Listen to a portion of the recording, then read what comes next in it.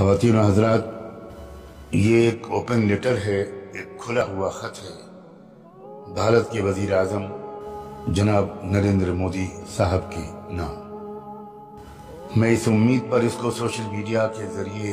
بھیج رہا ہوں کہ ہمارے ملک کی ایجنسیز میں سے کوئی ایجنسی اس خط کو محترم پرائم منسٹر تک پہنچانے کا کام کریں گی۔ میں ان کا احسان مند اور شکر گزار ہوں۔ محترم جناب نریندر مودی صاحب وزیر اعظم ہند، میرا تعارف صرف یہ ہے کہ میں دنیا کے عظیم اور قدیم ترین ملک بھارت کا ایک ناگرک ہوں، اور اس بات کی دلی تمنا رکھتا ہوں کہ ہمارا یہ ملک ہر لحاظ سے ترقی کرے اور پوری انسانی برادری کے لیے ہر پہلو سے ایک روشن مثال بن جائے۔ یہ پہلا موقع ہے کہ کھلے خط کے ذریعے میں آپ سے براہ راست مخاطب ہونے کی کوشش کر رہا ہوں، اور یوں کہیں کہ اپنی اور کروڑوں بھارت واسیوں کے من کی بات آپ تک پہنچانے کا پریاس کر رہا ہوں۔ دو باتیں ہیں جو پورے احترام کے ساتھ آپ کی خدمت میں عرض کرنا چاہتا ہوں۔ پہلی بات کا تعلق علی گڑھ مسلم یونیورسٹی اور اس کے 100 سالہ جشن کے موقع پر آپ کی تقریر سے۔ آپ نے اس تقریر میں بجا طور پر AMU کو قومی سرمایہ، منی انڈیا، دیش کی طاقت، انمول میراث، کثرت میں وحدت کی یعنی یونٹی ان ڈائیورسٹی کی سب سے مضبوط مثال قرار دیا ہے۔ آپ نے AMU کے المنائز کو بھارت کے تہذیبی سفیر اور کلچرل دودھ بھی قرار دیا ہے۔ اس سب کے علاوہ بھی آپ نے بہت کچھ سچی باتیں اپنی اس تاریخی تقریر میں کی ہیں، جس پر میں آپ کو مبارکباد بھی دیتا ہوں اور تہ دل سے آپ کا شکریہ بھی ادا کرتا ہوں۔ لیکن ایک بات میری سمجھ میں نہیں آئی، وہ یہ ہے کہ آپ کی ہی پارٹی کے اور آپ کے سنگٹھن سے جڑے ہوئے بہت اہم لوگ AMU کے بارے میں بالکل ہی الٹی رائے ظاہر کرتے رہے ہیں۔ جس عظیم ادارے کو آپ نے منی انڈیا کہا اور سچ کہا، اسے آپ سے قریبی تعلق رکھنے والے اور آپ کی حکومت اور پارٹی کے ترجمان سمجھے جانے والے کئی لوگ منی پاکستان کہتے رہتے ہیں۔ بھارت کی ایک ناگرک کی حیثیت سے مجھے اس وقت بہت دکھ اور شرمندگی ہوتی ہے جب لوگ کہتے ہیں کہ بھارت کے پردھان منتری کی کتھنی اور کرنی کبھی ایک نہیں ہوتی۔ یہ لوگ آپ کی اس تازہ تقریر کو بھی اپنے دعوے کی دلیل کے طور پر پیش کرتے ہیں۔ میں آپ کے اور وطن عزیز کے خیرخواہ کی حیثیت سے آپ سے گزارش کرتا ہوں کہ آپ ان لوگوں سے خاص کر ان سے جو علی گڑھ مسلم یونیورسٹی کے بارے میں بالکل مختلف قسم کے خیالات ظاہر کرتے رہتے ہیں اور اسے بدنام کرنے اور اس کے طلبہ اور طالبات، اس کے چھاتروں اور چھاتراؤں کو ذلیل و رسوا کرنے اور ٹارچر کرنے کا کوئی موقع ہاتھ سے جانے نہیں دیتے۔ آپ ان لوگوں سے جواب طلب کریں اور انہیں سچائی کے بالکل برعکس پروپیگنڈا کرنے سے باز رکھنے کی ہر ممکن کوشش کریں اور پورے ملک کو اس سے واقف بھی کرائیں۔ کاش کہ آپ اپنی اس تقریر میں یہ اعلان بھی کر دیتے کہ 100 سالہ جشن کی اس خوشی کے موقع پر AMU کے جو طلبہ اور طالبات مختلف ان پر کیسز چلائے گئے ہیں، جب وہ CA وغیرہ کے خلاف احتجاج کا جمہوری حق استعمال کر رہے تھے اور ان پر بروٹلی اٹیک کیا گیا تھا،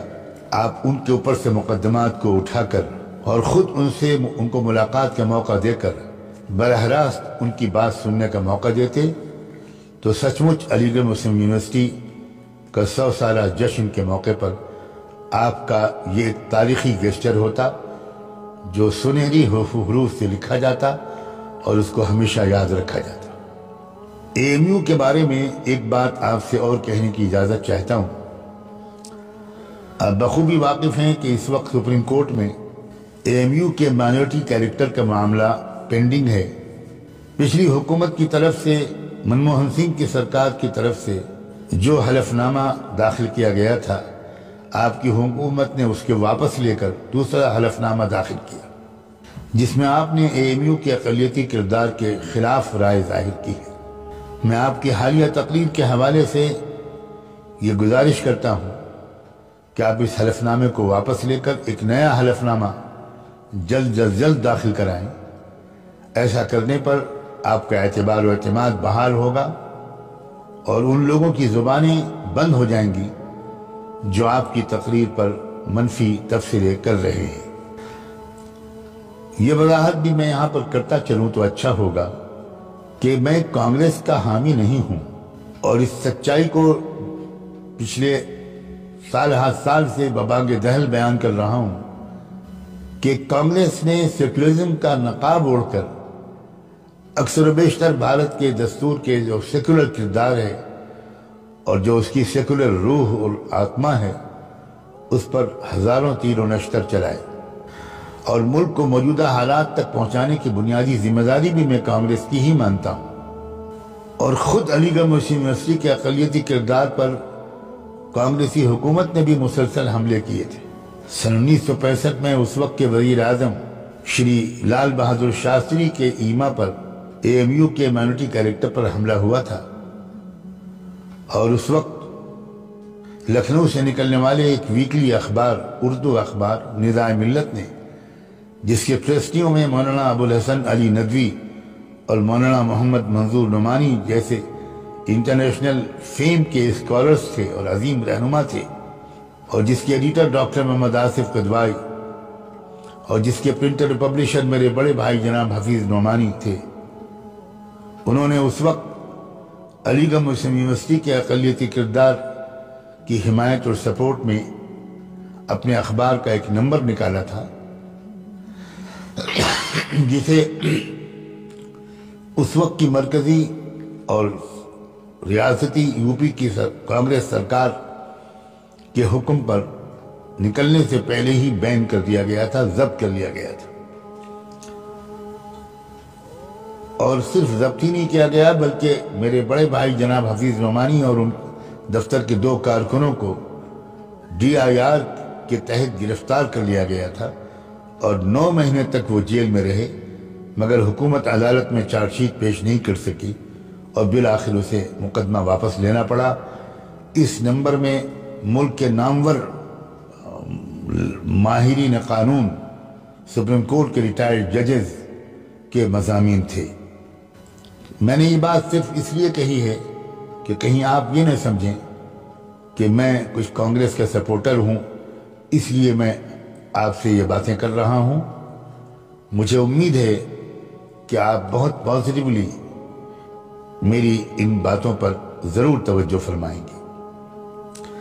ایک دوسری بات جو میں آپ سے اس وقت عرض کرنا چاہتا ہوں، اس کا تعلق کسانوں کے حالیہ آندولن سے ہے۔ میں نے ان تینوں قانونوں کو بہت غور سے پڑھا ہے، اور اس کے حق میں اور اس کے خلاف جو کچھ بھی کہا جا رہا ہے، اس سب کے بارے میں براہ راست جانکاری حاصل کرنے کی پوری کوشش کی ہے، اور اس کی بنیاد پر مجھے اس میں ذرا بھی شک نہیں ہے کہ یہ قانون کسانوں کے خلاف ہے۔ اس سے لانگ ٹرم میں کسانوں کو بہت سخت نقصان پہنچنے والا ہے، اور لانگ ٹرم میں ہی کارپوریٹ سیکٹر کو اس کا زبردست فائدہ پہنچے گا۔ آپ مجھ سے زیادہ اس سچائی سے واقف ہیں کہ ہمارے دیش کے سنویدھان کے پریمبل میں جس بھارت کے نروان کا عہد کیا گیا ہے، سنکلپ لیا گیا ہے، وہ سیکولر کے ساتھ سوشلسٹ بھی ہے، اور ڈائریکٹیو پرنسپلز میں بھی اس بارے میں بہت صاف لفظوں میں رہنما ہدایات دی گئی ہے۔ میری بڑے احترام کے ساتھ آپ سے گزارش ہے کہ آپ اس پریمبل اور ڈائریکٹیو پرنسپل کی ایمانداری کے ساتھ پابندی کریں۔ ہمارا دیش اپنی فطرت اور خمیر کے لحاظ سے